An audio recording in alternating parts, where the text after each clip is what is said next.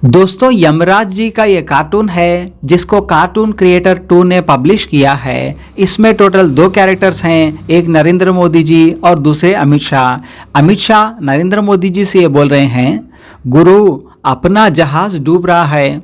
और ऊपर आप साफ साफ देख सकते हैं कि भाजपा की जो नैया है वो पूरी तरह से पानी में डूबती हुई दिखाई दे रही है। इस जहाज पर लिखा हुआ है विधानसभा चुनाव, यानी अगले महीने नवंबर में जो 5 स्टेटों में चुनाव होने वाले हैं उसके बारे में ये कार्टून बताया गया है कि लगभग मोदी जी 5 स्टेट्स में चुनाव हारने वाले हैं। और जाहिर सी बात है, इन 5 स्टेट्स में भाजपा की पकड़ कुछ खास नहीं है, तो डेफिनेटली 5 ही स्टेट्स में लगभग विपक्षी पार्टियां ही जीतने वाली हैं। कहीं पे कांग्रेस पार्टी, तो कहीं पे हमारे पड़ोस तेलंगाना में केसीआर साहब, यानी 5 स्टेट्स में भाजपा तो नहीं जीतने वाली, क्योंकि भाजपा की जो मेन पकड़ है वो है लोकसभा इलेक्शंस 2024 में। क्योंकि ये ज़्यादातर नेशनल मुद्दों पे चुनाव लड़ते हैं, तो डेफिनेटली लोकसभा में इनका ज़्यादातर असर रहेगा। तो देखना ये होगा कि 2024 इलेक्शंस में भाजपा जीत पाती है या नहीं।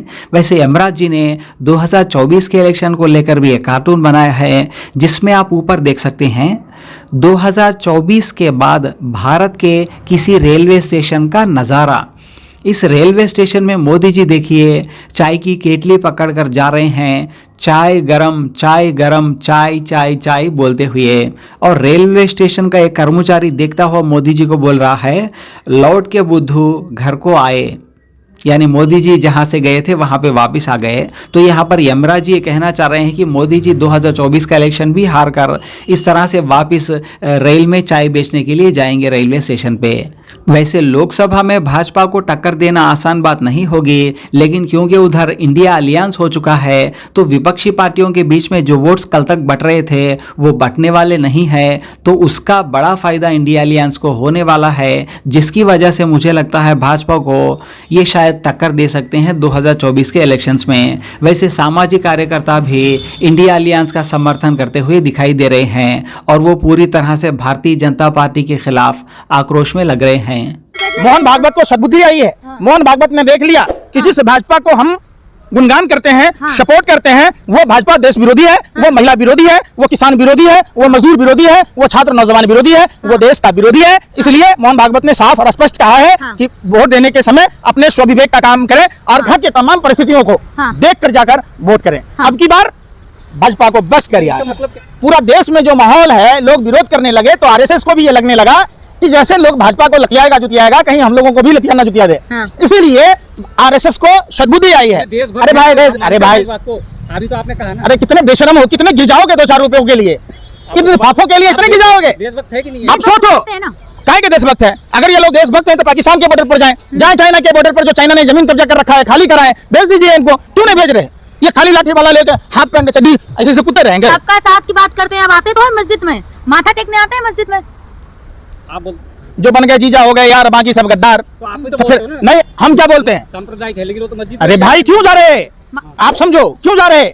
गली का मछली मारने का देखा है आपने? बंसी जो खेलता है, मछलियों को चारा डालता है। आप गए कभी? जिन मुसलमानों को आप गालियां दे रहे, कोस रहे, आप उन्हीं के पास जा रहे, उन्हीं को नेता बना रहे, उन्हीं को अपना जीजा बना रहे, उन्हीं को अपना दामाद बना रहे, उन्हीं को अपना।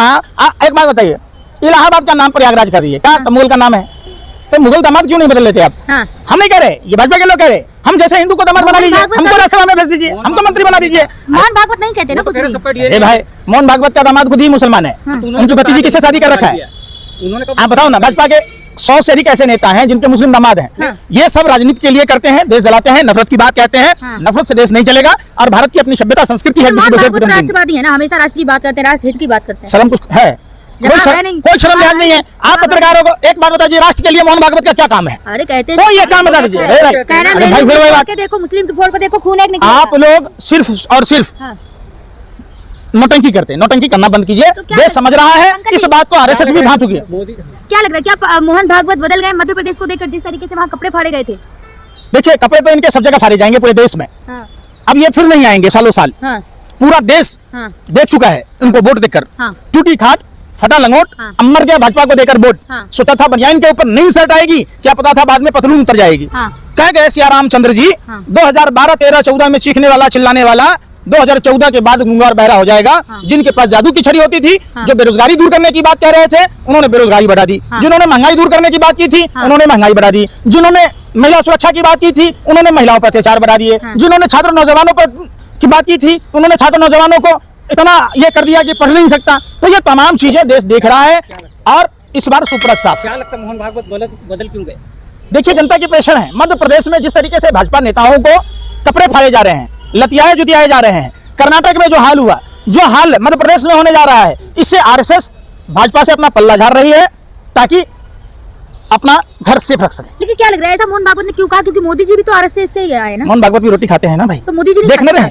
मोदी जी तो मशरूम खाते हैं 80,000 का, काजू क्या की रोटी खाते खाते हैं हैं? ना। आप बताओ ना। काजू की रोटी अरे खाते भाई, हैं ना। तो इसीलिए ना आप कह रहे हैं देश में आदमी का चूल्हा नहीं जल रहा है। आटे के दाम पर देख लीजिए क्या हुआ। 5 किलो दे तो रहे हैं आप। नाना के घर से दे रहे हैं कि मामा के घर से दे रहे दे तो हैं? पहले से- क्या पत्रकार हो यार? हैं? भूखा है सुबह? दे रहे है? हैं। इतनी भी दलाली ना करो। दे तो हैं? है ना। हमारे पैसे से खा रहे हो 80,000 का मशरूम, हमारे पैसे से अब 8500 के फ्लाइट पर चल रहे हैं, हमारे पैसे से 10 लाख का सूट, 5 लाख का बूट पहनकर 24 घंटा झूठ पर झूठ बोल रहे हैं। तो आप दो ना भूखा तो नहीं सोने दे रहे ना। अरे आप भूखे तो नहीं सो रहे ना। शर्म करो। 80 रुपए का गेहूं, हाँ। 150 रुपए का थैला, 10,000 का विज्ञापन। थैला तो आप भी लिए हैं। ये थैला मोदी जी का है? हैं? अंधे हो? मोदी की बीमारी है, मोदी है। अरे आपको तो आंख दिखाने, आप भी तो लेके आते हो। आपको डॉक्टर झुंझुनवाला से दिखाना पड़ेगा। नहीं, आपको आंखों की इलाज के साथ साथ आप भी तो लेते हो। आप पत्रकारों को दिमाग का इलाज। सुनिए, पैकेज मिला था कोरोना में, 20 रुपए किसी को मिला, पीएम केयर फंड में पैसा आया कि देश के किसी लोगों को मिला? तो वैक्सीन आपको नहीं दिखेगा? लगवाया, अरे भाई, वैक्सीन नहीं लगवाया। अरे बेशर्मो, शर्म करो। तो एक बार अरे सुन लो, अरे बेशर्मो सुन तो लो। क्या कर रही है केंद्र सरकार? क्या कर रही है? मोदी जी तो काम ही कर रहे हैं ना अपना। प्रचार करना काम है। 18 घंटे क्या पत्रकार करते हो? रखो माइक आप लोग। 18 आप पत्रकार है? 18 घंटे। अरे बेशर्मो, 18 घंटे साल में एक दिन भी क्या बात कर लेटरिन बाथरूम कर जाते हैं, कब पूजा पाठ करते हैं, कब खाना काम करते हैं। 6 घंटे तो बचते हैं ना। डॉक्टर का कहना है कि जो इंसान 6 घंटा अगर सोएगा नहीं, वो पागल हो जाएगा।